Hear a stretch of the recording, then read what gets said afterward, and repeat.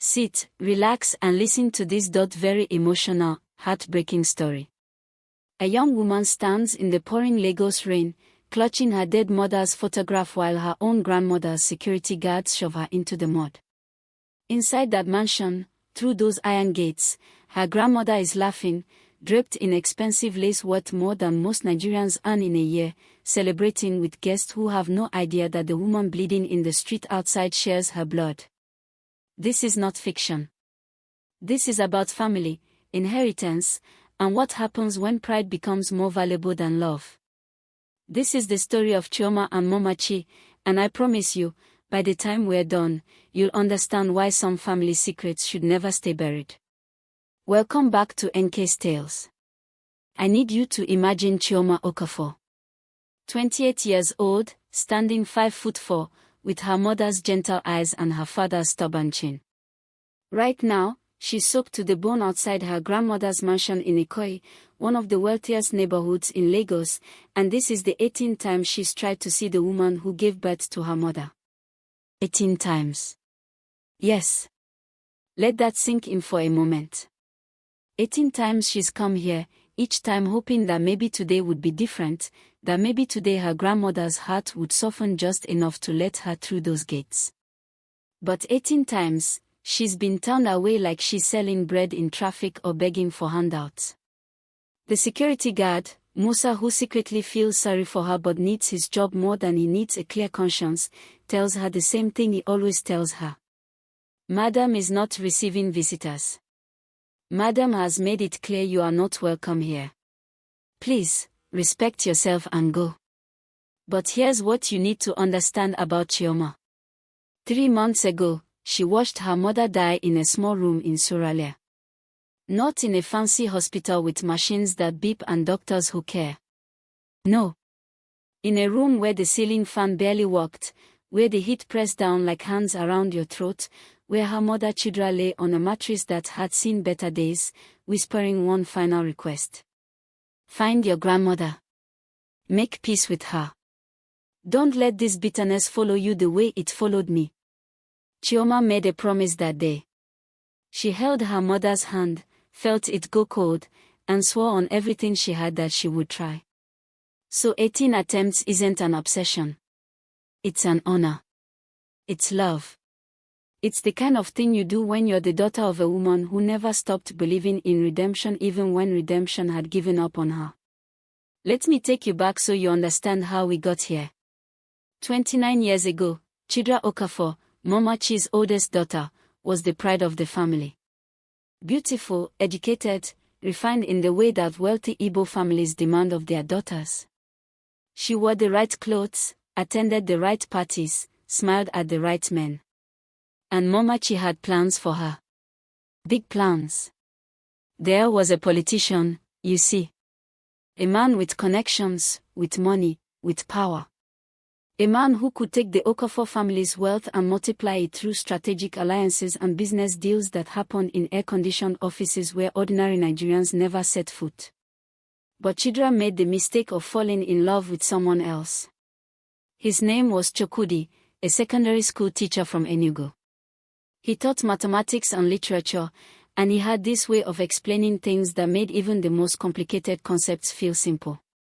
He wasn't rich. He wasn't connected. But when he spoke to Chidra, he saw her, not the family name, not the inheritance, not the strategic advantage. Just her. Momachi said no. She didn't just say no quietly. She said it loudly, publicly, with the kind of finality that wealthy matriarchs use when they want to remind everyone who holds the power. She told Chidra that if she married that useless teacher with nothing to his name, she would be dead to the family. Not figuratively dead. Actually dead. No inheritance. No support. No contact. Her name would be removed from family records as if she had never been born. And Chidra. She married him anyway. She chose love over luxury, and let me tell you, she paid for it every single day for the next 28 years.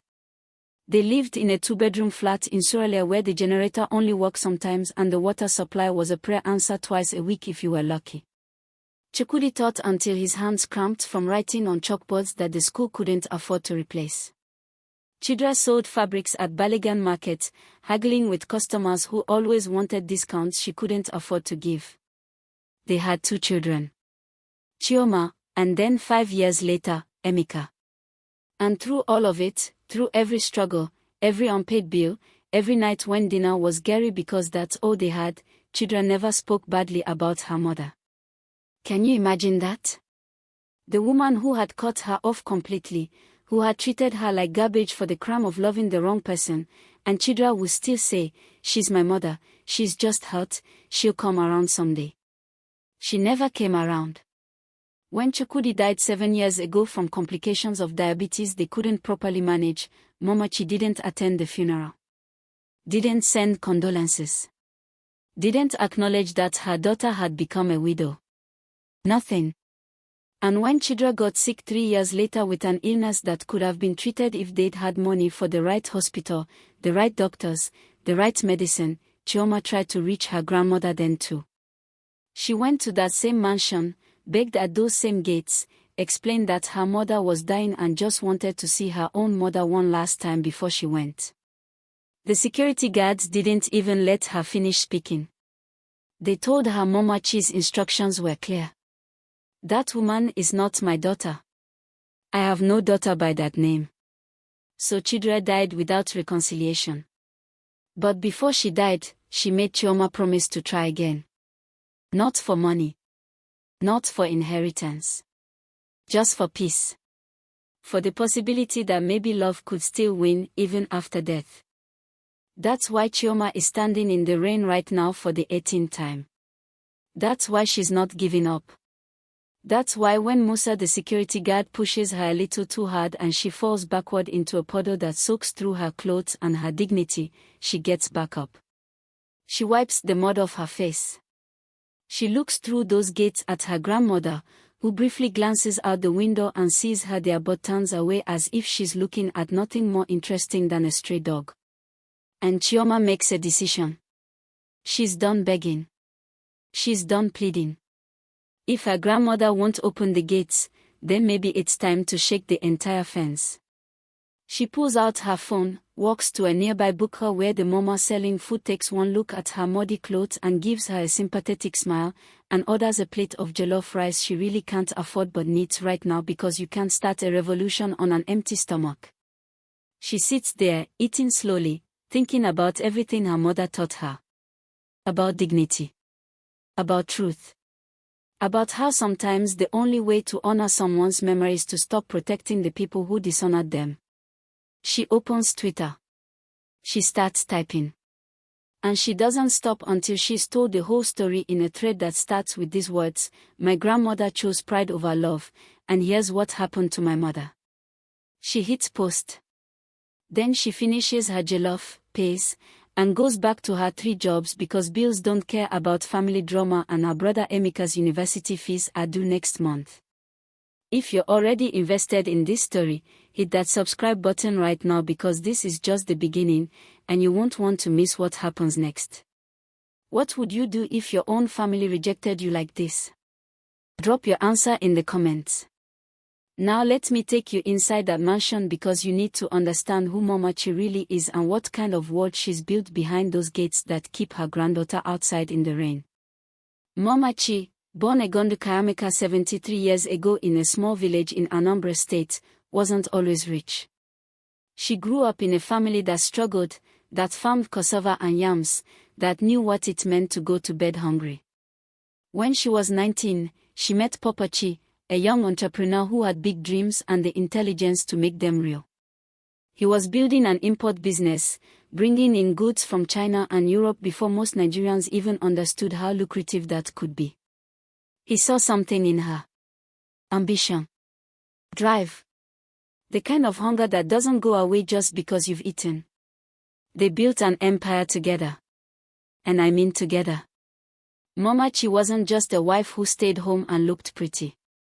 She managed accounts, negotiated with suppliers, and made connections with customs officials. When Popachi was building, she was building beside him. They had 3 children. Chidera was the oldest, then two sons who both died young, one from a car accident, one from an illness that took him before he turned 20. After that, it was just Chidera. Papa Chi loved his daughter completely. He spoiled her, yes, but he also raised her to be smart, to be strong, to be capable. He wanted her to take over the business one day, to continue what he'd started. And he believed in love. He believed that his daughter should marry someone she actually cared about, someone who would treat her well, not just someone who made business sense on paper. That's where he and Mama Chi disagreed. After their sons died, something changed in Mama Chi. She became harder, colder, more focused on control. She'd watched love fail to protect her sons from death, and she decided that emotion was a weakness that destroyed families. From then on, every decision had to be strategic. Every choice had to strengthen the family's position. Love was a luxury they could no longer afford. When Chidera fell for Chukwudi, Papa Chi was disappointed but understanding. He met the young teacher, talked with him, and saw that he was genuine even if he wasn't wealthy. He told his wife they should give their blessing. Mama Chi refused absolutely. They fought about it for months. In the end, Mama Chi gave her ultimatum, and Chidera chose love, and Papa Chi. Papa Chi tried to maintain contact secretly. He would send money when he could. He would write letters. But Mama Chi found out, and she made him choose two. Your daughter or your wife? Your daughter or your business? Your daughter or everything we've built? He chose wrong. Or maybe he chose survival. Either way, Chidera was cut off, and Papa Chi lived with that guilt until he died 20 years ago from a heart attack that Mama Chi always blamed on stress but that everyone who knew him suspected was partly heartbreak. Now, here's what nobody knew until much later. Before Papa Chi died, he wrote a will. A very specific will. He left instructions that his wealth should be divided equally among all his grandchildren, including those from Chidera's line. He knew his wife would try to cut them out, so he took precautions. He made multiple copies of the will. He gave one to his lawyer, a man named Barrister Adeyemi who he trusted completely. He wrote letters to Chidera begging her to claim what was rightfully hers and her children's. He set things up so that even after his death, he could protect the daughter he'd failed to protect in life. But Mama Chi is nothing if not resourceful. When Barrister Adeyemi tried to execute the will properly, tried to contact Chidera, tried to ensure the grandchildren got their inheritance, things started going wrong. Court dates got mysteriously postponed. Documents went missing. Judges who seemed sympathetic suddenly ruled against them. And then, 5 years ago, Barrister Adeyemi died in a car accident on 3rd Mainland Bridge. His car went over the railing into the lagoon. They said his brakes failed. They said it was tragic but accidental. His family grieved, his practice closed, and his files were supposedly destroyed in a flood at the storage facility where they were kept. Convenient, right? Inside the mansion right now, while Chioma is being rejected at the gates, there's a woman watching from an upstairs window. Her name is Ngozi, and she's Mama Chi's younger sister. Auntie Ngozi, everyone calls her. She's 68, has lived in this mansion for the past 15 years since her own husband died, and she's the only person in this family who still has a functioning conscience. She watches Chioma fall in the mud and she wants to scream. She wants to run downstairs, push past the security guards, help that girl up, bring her inside, wrap her in warm clothes and tell her she's sorry, so sorry, for all of it. But she doesn't. Because she knows what happens to people who cross Mama Chi. She's seen it. She's lived it. And at 68, she's too old and too dependent to risk being cut off herself. But watching Chioma walk away this time, something shifts in Auntie Ngozi. Maybe it's because she's thinking about her own mortality. Maybe it's because she's tired of being complicit in her sister's cruelty. Maybe it's because that girl in the mud looks so much like Chidera did at that age, and she remembers when this family still knew how to love. Let me tell you about the other people in this mansion because they're important to understanding what comes next. There are Momachi's other grandchildren, Dubom and Adis, the children of relatives who knew better than to marry for love. Dubom is 32, manages one of Momachi's property businesses, drives a Range Rover, wears designer clothes that cost more than most Nigerians earn in 6 months, and has a gambling problem that's eating him alive from the inside. He spends his nights at underground casinos in Victoria Island, betting money that isn't really his, losing more often than he wins, taking from the business accounts to cover his debts and then cooking the books to hide what he's done. Momachi doesn't know yet. Or maybe she does and she's pretending not to because acknowledging it would mean admitting that her perfect system of control isn't actually working. Adis is 29, married to a wealthy man from a prominent Igbo family, lives in a mansion in Lekki that's even bigger than Momachi's, and she's absolutely miserable. Her husband beats her. Not constantly, not in ways that leave visible marks, but often enough that she flinches when he moves too quickly. Often enough that she's learned to be very, very careful about what she says and how she says it. But she can't leave because divorce would bring shame to the family. Momachi has made that very clear. You made your bed with the right person, now lie in it. Be grateful you're not struggling like some people. This is the world Momachi has built. A world of expensive lace and hidden violence. A world where everyone has everything they need materially and nothing they need emotionally. A world where love is weakness and control is the only currency that matters. And into this world, Chioma has just thrown a bomb without even realizing it yet. Because that Twitter thread she posted. It's spreading. Not just spreading. Exploding. Within hours, it has thousands of retweets. Within a day, it has tens of thousands. People are sharing their own stories of family rejection, of elders who value pride over people, of inheritance fights that destroyed relationships. Nigerian blogs pick it up. Then international outlets. Someone identifies Momachi from Chioma's description. Someone else finds photos of the mansion. Suddenly, there are people gathering outside those gates with signs that read grandmother without heart and blood over pride. Inside the mansion, Momachi watches the news coverage and her face goes from confusion to shock to absolute rage. She doesn't see this as truth-telling.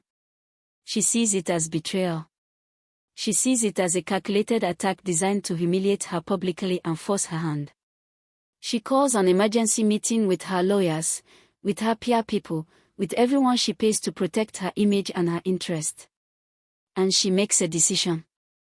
If Chioma wants to make this public, then they'll make it public. But they'll control the narrative. They'll paint Chioma as the villain. They'll make Momachi look like the victim of a scheming, ungrateful grandchild who only wants money and is willing to lie to get it. Within 48 hours of Chioma's thread going viral, Momachi holds a press conference.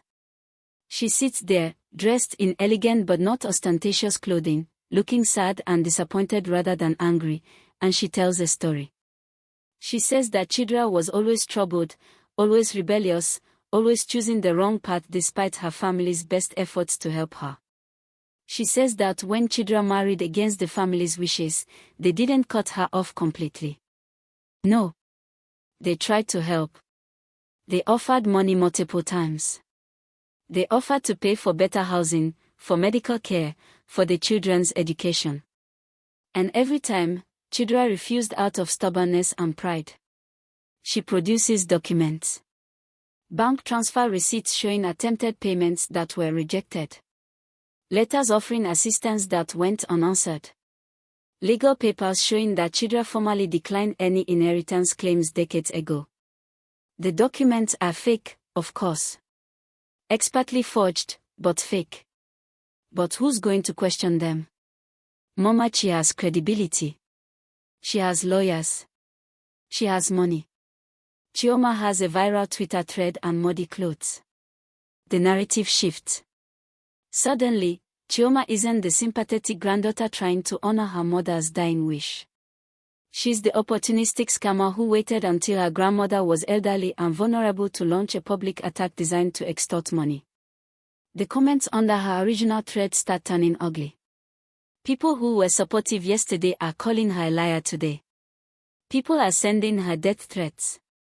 People are finding out where she works and calling her employers to complain. Within a week, Chioma loses one of her 3 jobs.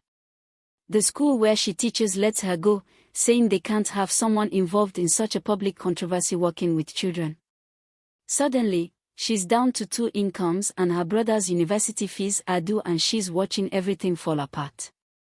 Her brother Emeka, 23 years old, studying engineering at the University of Lagos, begs her to stop. Just apologize, he says. Just make it go away.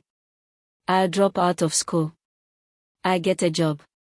We'll survive. But please stop fighting this. And for the first time since her mother died, Chioma thinks maybe he's right. Maybe some fights can't be won. Maybe some grandmothers can't be redeemed.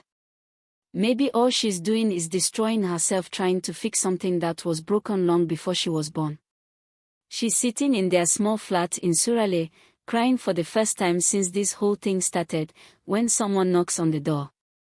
It's past 9 at night, and nobody visits them at this hour. Emeka answers it carefully, and there stands Auntie Ngozi, wearing a headscarf pulled low, looking nervously over her shoulder like she's being followed. She pushes her way inside, closes the door, and pulls something out of her bag. It's an old leather journal, worn at the edges, with pages that smell like time and secrets. This belonged to your grandfather, she says to Chioma. And everything your grandmother just told the world is a lie. Subscribe now if you want to know what's in that journal, because this story is about to take a turn nobody saw coming. Have you ever discovered a family secret that changed everything? Tell us in the comments. The journal sits on their small table like something holy, like something dangerous. Auntie Ngozi's hands are shaking as she opens it, and Chioma can see her brother Emeka lean in close, his earlier resignation replaced by something else. Hope, maybe. Or fear. Sometimes they look the same. Papa Chi kept detailed records, Auntie Ngozi says, flipping through pages filled with neat handwriting that slopes slightly to the right. He wrote everything down. Every business decision. Every family argument. Every attempt he made to protect Chidera after she married Chukwudi. And he knew, even before he died, that Mama Chi would try to erase Chidera's children from the inheritance. So he planned for it. She points to an entry dated March 15, 2004, 6 months before Papa Chi died. He writes, "Today I finalized my will with Barrister Adeyemi. I've instructed that my estate be divided equally among all grandchildren, including Chioma and Emeka, though I've never been allowed to meet them. My wife will fight this. She fights everything that involves emotion. But I'm doing what's right, even if it's too late for me to do the brave thing while I'm alive. I've made 3 copies of the will. One with Adeyemi, one in a safe deposit box at First Bank, and one hidden in the house where even Eagle won't think to look." Chioma reads the words once, twice, 3 times. Her grandfather knew she existed. Knew her name. Wanted her to have what she was entitled to. And her grandmother stole it. But there's more. Auntie Ngozi turns to another section, dated 2 years later, after Papa Chi had died. These entries are in different handwriting. Smaller, tighter, angrier. This is from Barrister Adeyemi's personal notes, Auntie Ngozi explains.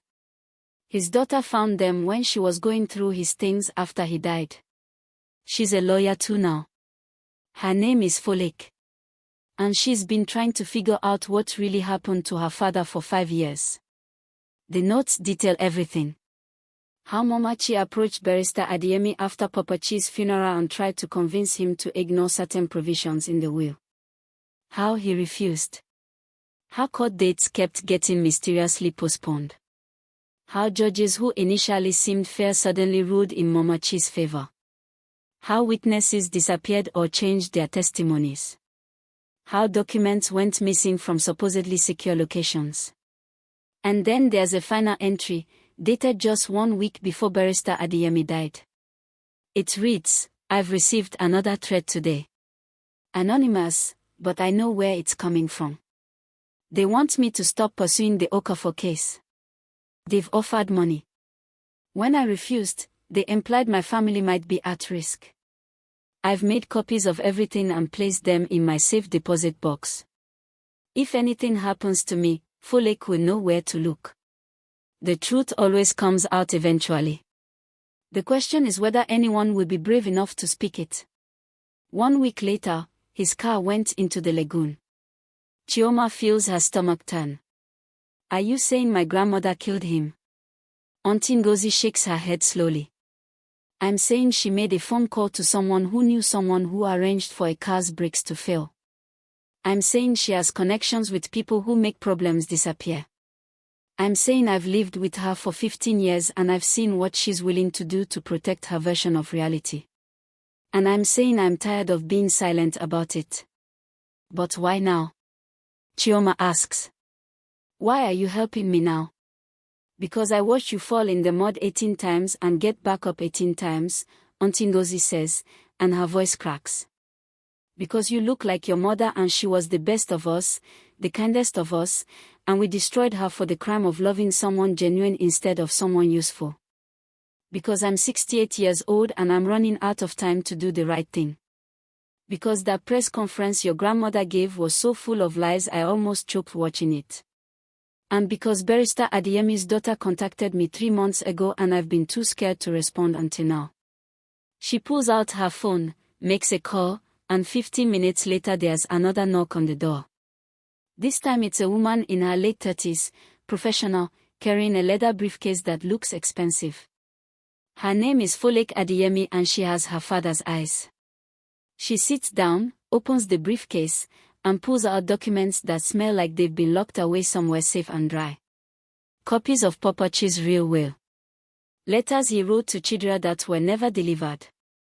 Bank statements showing that there were no rejected transfers, no refused assistance. And most damning of all, a recording. "My father was careful," Folake explains. Toward the end, when he realized how dangerous this was becoming, he started recording his conversations. This one is from his final meeting with one of Momochi's lawyers. He presses play. The audio is scratchy but clear enough. You can hear her father's voice, formal and firm, explaining that he has a legal and ethical obligation to execute his client's will as written.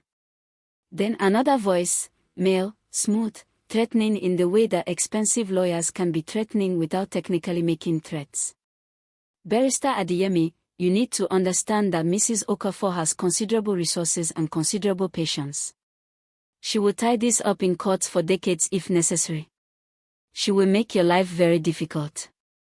Or, alternatively, she will make it very easy. The choice is yours." And her father's response, "The choice was made when I took an oath to uphold the law. Mrs. Okafor's granddaughter and grandson are entitled to their inheritance. I won't be bought and I won't be intimidated." 1 week later, he was dead. Folake's hands are steady as she turns off the recording, but her jaw is tight. "For 5 years I've been gathering evidence. For 5 years I've been trying to figure out how to bring this to light without ending up like my father. And then your Twitter thread went viral, and I realized this was the moment. Public pressure. Media attention. A story people care about. That's how we win this." But Chioma is stuck on something else. She looks at Auntie Ngozi. "You said my grandmother made a recording too at that press conference. That she had fake documents." Auntie Ngozi nods. "All fabricated. The bank transfers never happened. The letters offering help were never sent. The legal papers showing your mother declined the inheritance. Forged.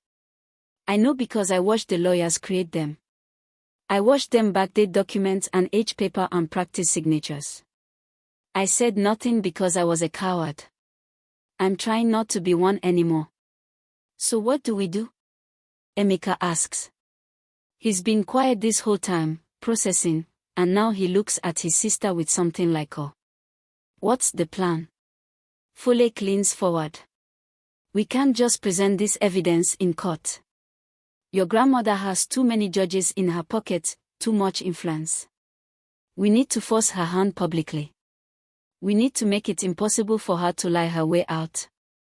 And we need to do it in a way that protects all of us because trust me, she will retaliate. Auntie Ngozi clears her throat. She's planning something. A family meeting. She's invited everyone, including Chioma. She's going to try to force you to sign documents publicly, disclaiming any inheritance in exchange for a small settlement and a public apology. She wants to paint you as someone who was just confused and misled, someone who's now seen the error of your ways. She'll have journalists there, people she's paid to cover it her way. A trap, Chioma says. Yes, Folake agrees. But also an opportunity. If we can get inside that mansion with all those witnesses present, if we can present the real evidence in a way she can't control, we can end this. For the next 3 days, they plan. Folake brings more documents, more recordings, more evidence that Momachi has been lying for 20 years. Auntie Ngozi provides details about the mansion's layout, about who will be there, about her sister's habits and blind spots. Chioma practices what she'll say, how she'll present the information, how she'll control her emotions when everything in her wants to scream. The invitation arrives via courier. Heavy cardstock, expensive printing, formal language. Mrs. Igondo Okafor requests the presence of Miss Chioma Okafor for a family meeting to resolve outstanding matters. Chioma holds it and feels the weight of everything it represents. A trap, yes. But also a door that's been locked for 29 years suddenly opening just wide enough for her to slip through. On the morning of the meeting, she dresses carefully. Not in expensive clothes because she doesn't own any. But in neat, clean, respectable clothing. Her mother's gold earrings, the only jewelry Chidra owned that was worth anything. Her father's watch, which doesn't work anymore but which she wears anyway. Armor made of memory. Emeka hugs her tight. Bring Mom home, he whispers. Bring us all home. Auntie Ngozi is already inside the mansion, playing her part, pretending she's still loyal to Momachi. Folake is outside with her own team, ready to live stream everything once it starts. And Chioma walks up to those gates for the 19th time. But this time, they opened. If you're on the edge of your seat right now, smash that subscribe button because this confrontation is about to get intense. What would you do if you were Chioma right now? Confront your grandmother or walk away? Comment below. The mansion is exactly as imposing on the inside as it looked from outside those gates. Marble floors so polished Chioma can see her reflection. Chandeliers that probably cost more than her entire flat. Art on the walls that she recognizes from her mother's old photo albums, pieces that Papa Chi collected when he was alive. Everything here is expensive. Everything here is cold. The family meeting is being held in what used to be Papa Chi's study. It's been converted into a formal sitting room, but Chioma can still see traces of him. The built-in bookshelves he commissioned. The desk pushed against one wall that he used to sit at for hours, managing his empire. She wonders if he ever sat there thinking about the daughter he'd abandoned, about the grandchildren he'd never met. The room is full. Momachi sits in the largest chair, positioned so everyone else has to look slightly up to see her properly. Classic power move. She's wearing white lace, immaculate, expensive, the kind of outfit that announces status before she even opens her mouth. Dubom is there, looking bored and checking his phone. Adi sits with her husband, and Chioma notices immediately how the woman keeps her left arm positioned carefully, how she doesn't quite meet anyone's eyes. There are lawyers, 3 of them, in expensive suits with briefcases full of documents designed to make Chioma sign her rights away. There are even 2 journalists, cameras ready, notebooks open, here to document what Momachi has framed as a reconciliation but what Chioma knows is meant to be a public execution of her credibility. Auntie Ngozi stands near the back, and when Chioma enters, she sees her aunt's eyes flick toward a power outlet near the wall. That's where Folek's people have secretly installed a small camera, one that's already live streaming everything to multiple platforms. Insurance. Evidence. Truth. Chioma, Momachi says, and her voice is warm in that fake way that people use when they're performing for an audience. I'm glad you finally agreed to come inside. We have much to discuss. Chioma sits in the chair they've indicated, smaller than everyone else's, positioned so she's slightly isolated from the rest of the family. She clasps her hands in her lap, feels her mother's earrings press against her neck, and waits. One of the lawyers begins. He explains that Mrs. Okafor, in her generous wisdom and desire for family peace, has prepared a settlement offer. A sum of money, not insignificant, that would be given to Chioma and her brother in exchange for signing documents that formally disclaim any further inheritance claims. Additionally, Chioma would issue a public apology for the distress her social media posts have caused, acknowledging that she was operating under misunderstandings about the family's history. The amount they're offering is 2 million naira. Sounds like a lot until you realize that Momachi's estate is worth billions. It's an insult wrapped in generosity. Hush money. Go away money. Chioma looks at the papers they slide across the table toward her. She picks them up, reads slowly, as if she's actually considering. The room waits. Dubom yawns. Adi's husband shifts impatiently. Momachi watches with eyes that have calculated everything, that have already decided how this ends. This is very generous, Chioma says finally, and she can feel everyone relax slightly. They think she's going to take it. They think they've won. She reaches for the pen they've provided. Expensive, probably solid gold.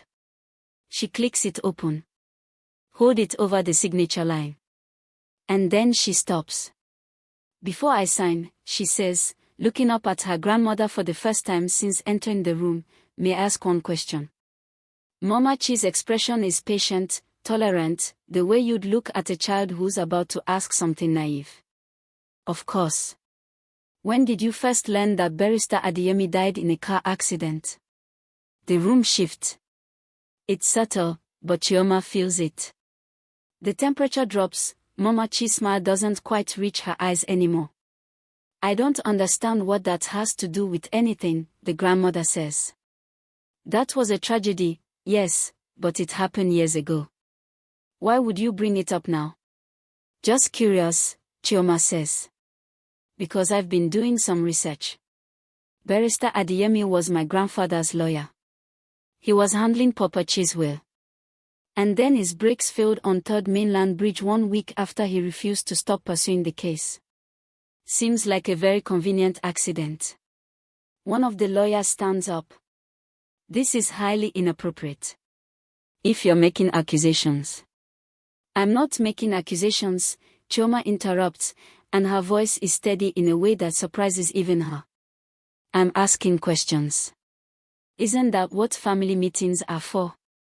Honest conversation. She pulls out her phone. Momachi's face tightens. What are you doing? Sharing information, Chioma says. She connects her phone to a small portable projector that Folek provided, one so tiny it was easy to slip into her bag. She aims it at the white wall behind Mama and suddenly, Popachi's rear will appears, projected large enough for everyone in the room to read clearly. The lawyers scramble. One of them moves toward Chioma, but Auntie Ngozi steps forward, blocking his path. Let her finish, she says, and her voice carries an authority nobody expected from the quiet woman who'd lived in the shadows for 15 years. Chioma advances to the next slide. Her grandfather's handwriting fills the wall, his words written 20 years ago but feeling like they were meant for this exact moment. I leave my estate to be divided equally among all my grandchildren, including Chioma and Emeka, children of my beloved daughter Chidra, whom I failed in life but will not fail in death. This is preposterous, one of the lawyers sputters. That document was destroyed. Everyone knows. Everyone knows what my grandmother wanted them to know, Chioma says. She clicks to the next image. Bank statements. This showed that there were no rejected transfers, no refused assistance. My mother never received a single naira from this family after she married my father. Click. Another document. These are the forged letters you produced at your press conference, grandmother. Notice the dates. Notice how the paper stock didn't exist until 5 years after these were supposedly written. Barrister Adeyemi's daughter had them analyzed by forensic experts. Momachi's face has gone from confident to furious. Get out, she hisses. Security. But Chioma isn't done. She clicks to the final slide, and suddenly the room fills with audio. Barrister Adeyemi's voice, clear and unwavering: Mrs. Okafor's grandchildren are entitled to their inheritance. I won't be bought and I won't be intimidated. Then the other voice, the threat, the implication. The journalists are recording everything now, not the sanitized version Momachi planned but the raw truth exploding in real time. Dubom has stopped looking bored. Adiz is staring at her grandmother like she's seeing her for the first time. The lawyers are whispering frantically among themselves. 1 week after that recording, Chioma says, her voice breaking slightly but not stopping, Barrister Adeyemi died. His brakes failed. How much does it cost to make brakes fail, grandmother? How much did you pay to have a good man killed for trying to do the right thing? I never. Momachi starts, but Auntie Ngozi cuts her off. Yes, you did. Her sister steps fully into view, and 29 years of complicit silence breaks like a dam. I heard you make the call. I heard you tell someone to handle the Adeyemi problem permanently. I've lived with that knowledge for 5 years, and I'm done. I'm done protecting you. I'm done pretending this family's wealth is worth more than its soul. The room erupts. The journalists are shouting questions. The lawyers are trying to contain the situation. Dubom is demanding to know what's happening. And Momachi sits frozen in her expensive chair, her carefully constructed world crumbling around her in real time. But Chioma isn't watching her grandmother anymore. She's looking at Adiz, at the way the woman's hand trembles as it rises to cover her mouth, at the tears streaming down her face. You told me to be grateful, Adiz says, and her voice is so quiet everyone has to strain to hear it. You told me I was lucky to marry into wealth, that love was a luxury we couldn't afford. You made me believe that staying with a man who hurts me was the price of family honor. She stands up, and her husband reaches for her arm, but she jerks away. No more. She walks to Chioma, stands beside her, facing Momachi. If she's being cut off, then cut me off too. I'd rather be poor and free than rich and dying inside. Dubom is next. He stands slowly, his phone hanging loose in his hand. I have debts, he says, and the admission seems to cost him. Gambling debts. I've been stealing from the business accounts to pay them. I was terrified you'd find out, terrified of what you'd do to me. But watching this. He gestures at everything, at the projected documents, at his cousin standing strong, at his sister finally finding courage. I'd rather confess my sins than keep living in yours. Momachi finally speaks, and her voice is still wrapped in ice. You ungrateful children. Everything I built. Everything I sacrificed. And this is how you repay me. You didn't sacrifice, Chioma says quietly. You chose. You chose pride over your daughter. You chose control over love. You chose your reputation over a man's life. Those weren't sacrifices, grandmother. Those were murders of different kinds. The police arrived 20 minutes later. Fulek had called them before the meeting started, and had provided them with copies of all the evidence. They're not there to arrest anyone yet. These things take time, investigations, proof beyond what's been shown today. But their presence makes it clear that this isn't going away. That money and influence might slow justice but can no longer stop it entirely. As they escort Momachi out for questioning, she passes Chioma. For just a moment, their eyes meet. Chioma expects to see hatred, rage, the cold calculation that's defined this woman for decades. Instead, she sees something else. Fear.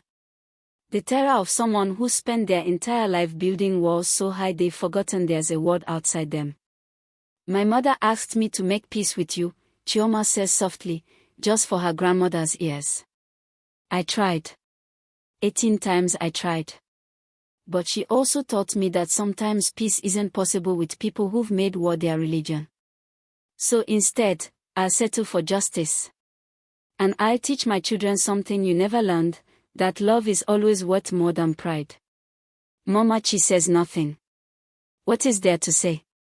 She spent 29 years crafting lies, and in one afternoon, the truth has demolished them all. 3 months later. The legal battles are ongoing. Momachi has been charged with conspiracy in the death of Barrister Adeyemi. The evidence is circumstantial but mounting. Her lawyers are good, but they are fighting against public opinion, recorded conversations, and a media that's turned her into a symbol of everything wrong with how Nigeria's wealthy treat family like business transactions. The will is being contested, but this time the judges aren't in Momachi's pocket. This time there's too much scrutiny, too many eyes watching.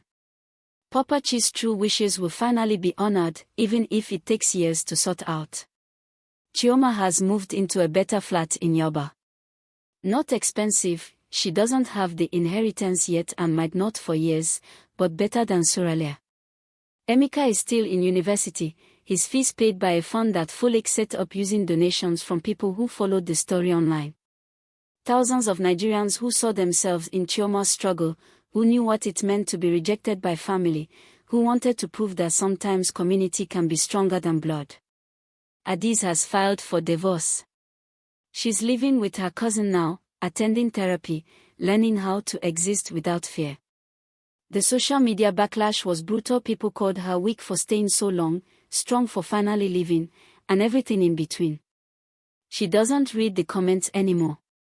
She's learning that other people's opinions are just noise when you're finally living in truth. Dubom is in rehab. Court ordered after the gambling debts and embezzlement came to light, but he seems grateful for it. He writes to Chioma sometimes. Long letters where he processes what growing up in that mansion did to him, how money became a substitute for love, how control became the only language his family knew how to speak. Auntie Ngozi has moved out of the mansion. She lives in a modest flat in Ikeja, works part-time at a charity that helps domestic violence survivors, and she smiles more than Chioma has ever seen her smile. I forgot what it felt like, she said once, to wake up without guilt pressing on my chest like a stone. And Momachi? She's out on bail, confined to the mansion that's become her prison. Most of her society friends have distanced themselves, not because they disapprove of what she did, but because she got caught. In Lagos high society, discretion is the ultimate virtue. She violated it. Chioma visits her once, 3 months after everything exploded. She doesn't tell anyone she's going. She just shows up at those gates one morning, and this time when Musa sees her, he opens them immediately. She's not doing well, he warns quietly. She's not the woman she was. She finds her grandmother in Popachi's old study, sitting at his desk, surrounded by photo albums. Pictures of Chidera as a child, bright-eyed and laughing. Pictures of the family when it was whole, when the sons were still alive, when love hadn't yet been sacrificed at the altar of control. Momachi looks up when Chioma enters. She's aged decades in 3 months. The expensive lace is gone, replaced by a simple wrapper. The imperious expression has crumbled into something that looks almost like humanity. Why did you come? Momachi asks, and her voice is hoarse, tired. I don't know, Chioma admits. She sits down across from her grandmother, this woman who shares her blood but treated her like garbage. Maybe because my mother would have wanted me to. Maybe because holding on to anger is exhausting. Maybe because I wanted to see if you'd finally say it. Say what? That you were wrong. The silence stretches between them like an ocean. Outside, Lagos traffic honks and hollers. Inside, two women, one who gave away everything for pride, one who fought for everything despite having nothing, stare at each other across a desk that once belonged to a man who loved them both but couldn't save either of them. I don't know how, Mama Chi finally whispers. To admit that. To say that everything I built, everything I thought mattered, that it was all for nothing. That I destroyed my daughter for pride and murdered a good man for money and raised grandchildren who are terrified of me instead of loving me. How do I admit that and still wake up the next day? The same way my mother did, Chioma says. She woke up every day in a small flat, struggling to survive, knowing her own mother had rejected her. And she chose to love anyway. She chose to tell me stories about you that made you human instead of monstrous. She chose forgiveness even when it wasn't returned. That's how you do it, grandmother. You wake up and you choose differently than you did yesterday. Mama Chi's hand trembles as she touches one of the photographs. Chidera at 16, radiant, before everything broke. I can't give you those years back. I can't bring your mother back. I can't undo what I did to Barrister Adeyemi. No, Chioma agrees. You can't. But you can stop fighting the will. You can stop trying to control the narrative. You can sit with what you've done and maybe, eventually, find a way to be a human being instead of a tyrant. She stands to leave. At the door, she turns back. I don't forgive you. Not yet. Maybe not ever. But I don't hate you either. I pity you. You had everything, wealth, family, love, and you threw it all away because you were too proud to bend. My mother had nothing, and she died rich in all the ways that actually matter. So who really lost, grandmother? She leaves. Behind her, Mama Chi sits alone in a mansion full of expensive things and hollow victories, surrounded by photographs of people who loved her before she taught them not to. 1 year later, Chioma stands at Aten Cemetery where her parents are buried. The headstones are new, paid for with the first installment of the inheritance that finally came through. Nothing ostentatious her parents wouldn't have wanted. Just clean, simple markers that say they were loved and remembered. Emeka is with her. He's doing well in school now, no longer terrified about fees. He talks about becoming an engineer who builds affordable housing, about using what they've been given to help others who are struggling the way they struggled. Mom would be proud, he says, laying flowers on Chidera's grave. I think she already was, Chioma replies. I think she knew we'd be okay. There's a new grave nearby. Mama Chi died 2 months ago. Heart attack, the doctor said, though Chioma suspects it was a different kind of failure. The failure of a heart that forgot how to love until it was too late to remember. She paid for a simple funeral. Nothing grand, the woman had burned most of her bridges by then. Auntie Ngozi came. Adis came. Dubom was still in rehab but sent flowers. That was it. A woman who once commanded rooms full of admirers was buried with a handful of people who showed up more out of duty than affection. Chioma visits that grave now. She stands there, looking at the stone that bears her grandmother's name, and she feels nothing. Not hatred. Not love. Not even pity anymore. Just a kind of sad acceptance that some people spend their whole lives building cages for themselves and call it success. I kept my promise, Mom, she says at Chidera's grave. I tried for peace. When that didn't work, I fought for justice. And now I'm just going to live. I'm going to love Emeka the way you loved us. I'm going to help people the way you wanted to. I'm going to make sure your grandchildren know about you, about Dad, about what real wealth looks like. The sun is setting over Lagos, painting the sky in shades of orange and gold. Somewhere in the city, in Yoruba and Suralia and Ikeja and Ikoyi, families are gathering around dinner tables. Some are loving each other well. Some are destroying each other slowly. All of them are making choices about what matters more: pride or people, control or connection, wealth or love. Chioma chooses love. Every time. Even when it costs everything. Especially then. Because that's what her mother taught her, standing in that small room in Suralia as the ceiling fan barely turned and the heat pressed down and life slipped away. Love doesn't guarantee happiness. Love doesn't protect you from loss. Love doesn't make the hard things easy. But love makes you human. Love makes you whole. Love makes it possible to wake up after your world has ended and choose to build something new.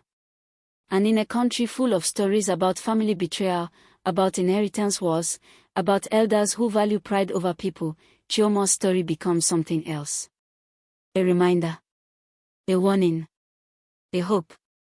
That truth eventually wins. That justice eventually comes. That love, despite everything, endures. She leaves the cemetery as night falls over Lagos. Behind her, 3 graves, 2 parents who loved imperfectly but completely, and 1 grandmother who had everything except what mattered most. Ahead of her, a future she's building with her brother, one choice at a time. And above her, the stars are beginning to emerge in the darkening sky, each one a promise that even in the deepest darkness, light finds a way through. This story is dedicated to everyone who's ever been rejected by family for choosing love over convenience, truth over comfort, justice over peace. Your courage matters. Your voice matters. And you are not alone. If this story moved you, subscribe and share it with someone who needs to hear it. Have you ever had to choose between family loyalty and doing what's right? Share your story in the comments below. Let's build a community where truth and love win. Thanks for watching. Please like, share and comment. This is NK's Tales till I come your way again. Bye.